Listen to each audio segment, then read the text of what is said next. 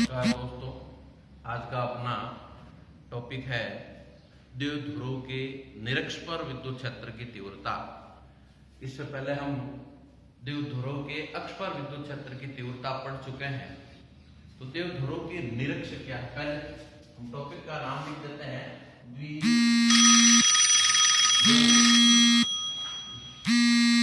के निरक्ष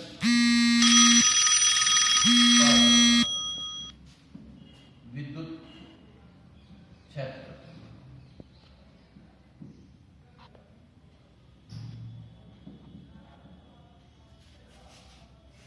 अब द्विध्रुव के निरक्ष, तो द्विध्रुव की निरक्ष क्या है, अक्ष हम पहले पढ़ चुके हैं। जैसे ये दो ध्रुव है, ए बिंदु पर माइनस क्यू आवेश है, बी बिंदु पर प्लस क्यू आवेश है, और द्विध्रुव के दोनों अक्षों के दोनों आवेशों के बीच की दूरी हमने मानी थी 2d। ये द्विध्रुव का मध्य बिंदु है O, तो मध्य बिंदु से इसकी जो दूरी होगी एक ध्रुव से वो होगी d। अब द्विध्रुव के निरक्ष, द्विध्रुव के निरक्ष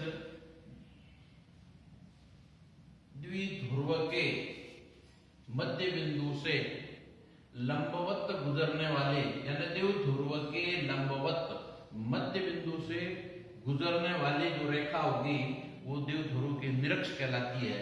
अब ये निरक्ष का हम ले लेते हैं बिंदु P। इस बिंदु P पर विद्युत क्षेत्र का मान ज्ञात करना है। तो इस बिंदु P पर विद्युत क्षेत्र की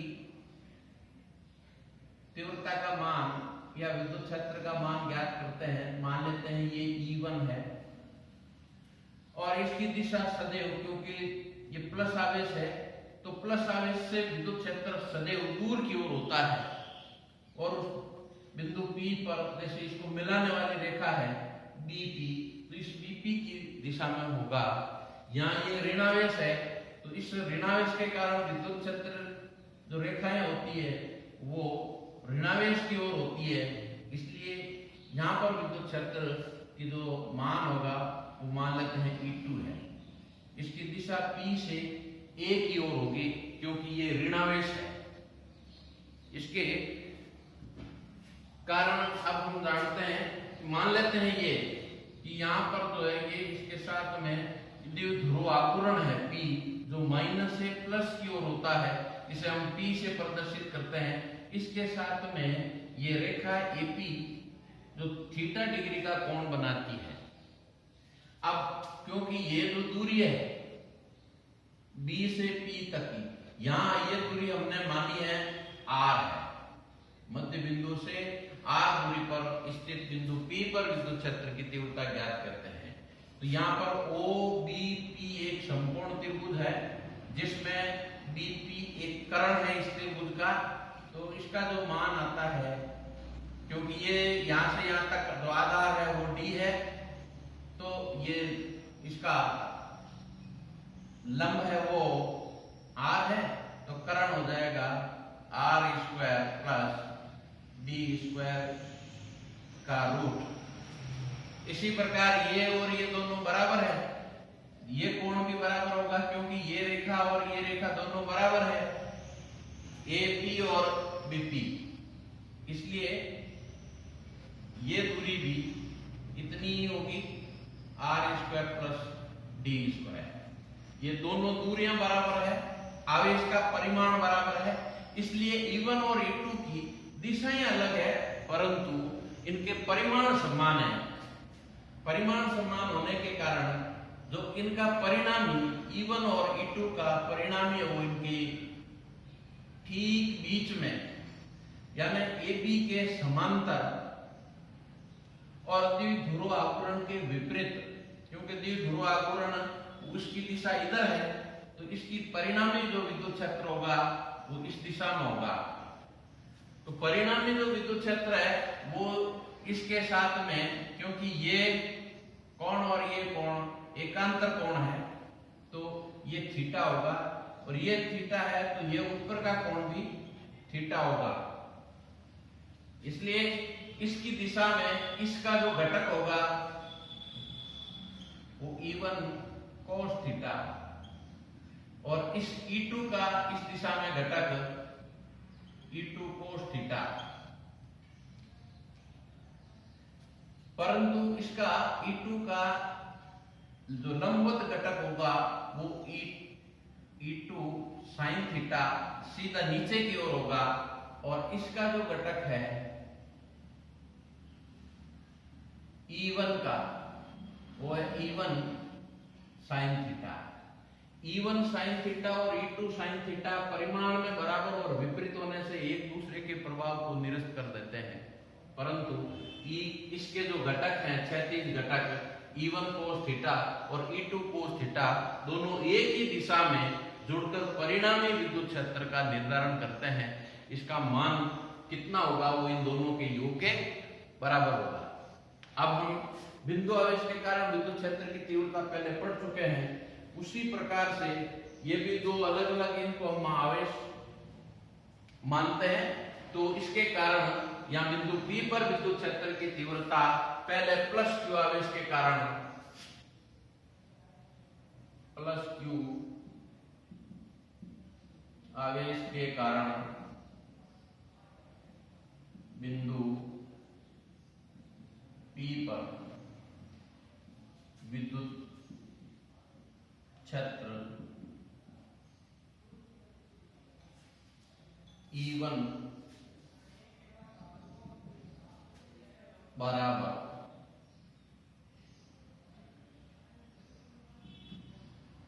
KQ अपॉन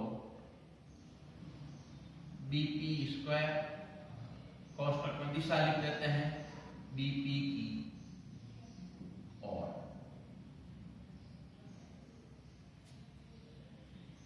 या BP का मान लिख देते हैं KQ, BP की जगह ये root of R square plus D square, लेकिन इसका स्क्वायर है तो रूट कैंसिल हो जाएगा और इसका मान आ जाएगा R square plus D square.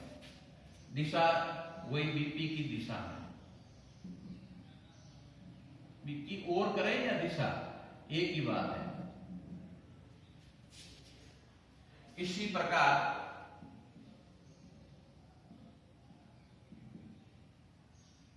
Minus Q आवेश के कारण बिंदु P पर विद्युत क्षेत्र E2 बराबर KQ। यहां ये ऋण चिन्ह तो है, माइनस आवेश है, परंतु हमें केवल परिमाण देखना है इसका KQ अपॉन AP स्क्वायर, क्योंकि दिशा हम आगे इसकी यहां लिख रहे हैं कोष्टक में।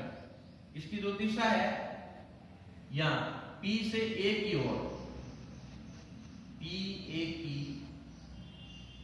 ओर, इसका मान भी यही है।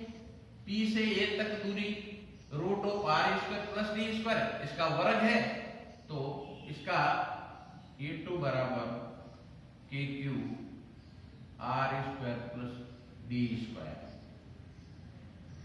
PA की ओर। अब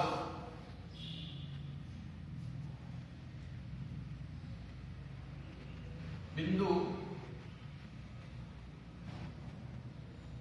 P पर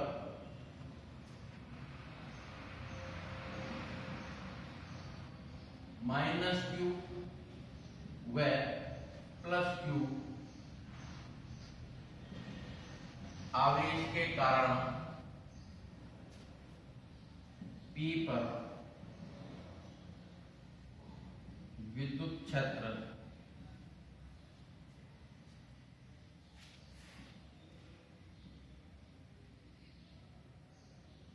के कारण विद्युत क्षेत्र का परिणामी मान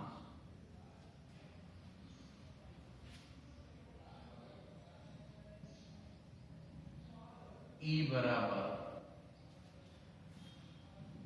E1 cos theta plus E2 cos theta.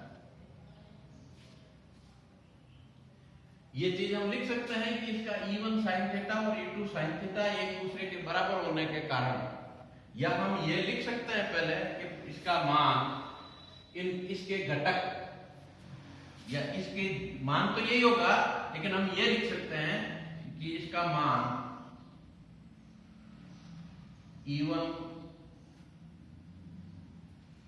व E2 के क्षैतिज घटक E1 cos थीटा व E2 cos थीटा के योग के तुल्य होगा।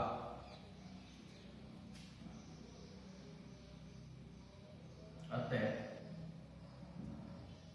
परिणामी विद्युत क्षेत्र E बराबर E1 cos theta plus E2 cos theta.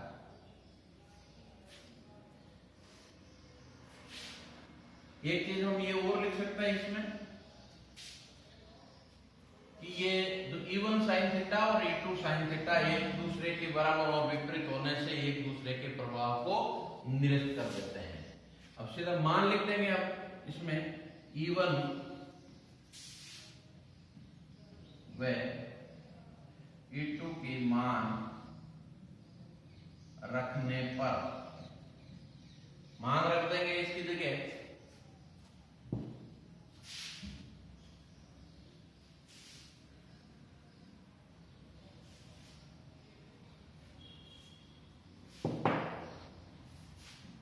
E बराबर E1 का मान था KQ upon R square plus D square cos theta plus E2 का मान था KQ upon R square plus D square cos theta. ये भी दोनों समान है तो इनका दोगुना हो जाएगा 2KQ upon R square plus D square cos theta. अब इस cos थीटा का जो मान है हमें एक त्रिभुज से निकाल सकते हैं। ये त्रिभुज जैसे AOP में, त्रिभुज AOP में cos थीटा बराबर होता आधार बटा कर्ण। आधार है D और कर्ण है इसका root of R square plus D square, या हम उसको रूट को आधी घात के रूप में लिख सकते हैं R square plus D square की पावर हाफ। इस cos थीटा का मान यहां रख देंगे इस जगह। तो cos थीटा का मान रखने के पश्चात अपना को बिंदु P पर परिणामी विद्युत क्षेत्र का मान आ जाएगा। तो E बराबर 2KQ upon R square plus D square और cos थीटा का मान इंटू D बटा R square plus D square की पावर हाफ। इस पर जो घात है वो एक तो है ही, तो एक और ये आदि जोड़ेंगे तो डेढ़, डेढ़ का मतलब 3/2।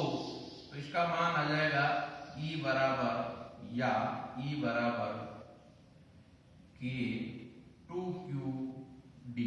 2 को हमने इसके साथ गुणा करके लिख दिया into R square plus D square की पावर 3/2। R की तुलना में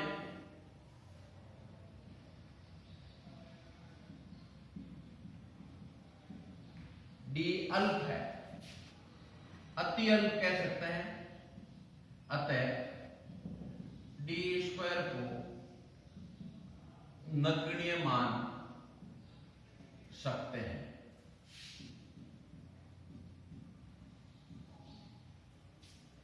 डी स्क्वायर को नगण्य मानेंगे यानी कि 0 के बराबर है। फिर आर स्क्वायर की होल पावर हो जाएगी 3/2, 2 से 2 कैंसिल हो जाएगा, नीचे घात 3 आ जाएगी। तो ई बराबर K2Q D upon are cube. यहां लिख देंगे चूंकि 2QD इक्वल टू P विद्युत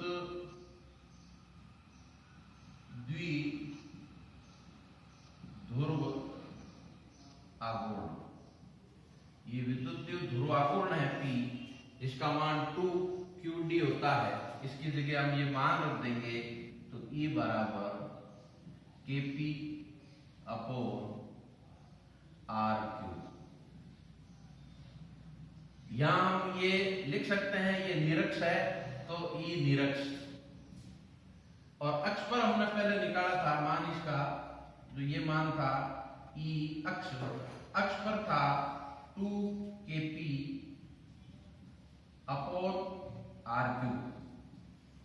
तो हम इसकी तुलना करें तो यहाँ यानी KP अपॉन आर क्यूब यानी ये निरक्ष के बराबर है लेकिन दुगुना है, इसलिए अक्ष पर विद्युत क्षेत्र का मान निरक्ष पर विद्युत क्षेत्र की तुलना में दुगुना होता है। तो इस प्रकार ये निरक्ष पर विद्युत क्षेत्र की तीव्रता का मान हम ज्ञात कर लिया है, और ये टॉपिक अब यहाँ एंड होता है, और इसके आंकिक प्रश्न है वो अगले टॉपिक में अपन करेंगे। धन्यवाद।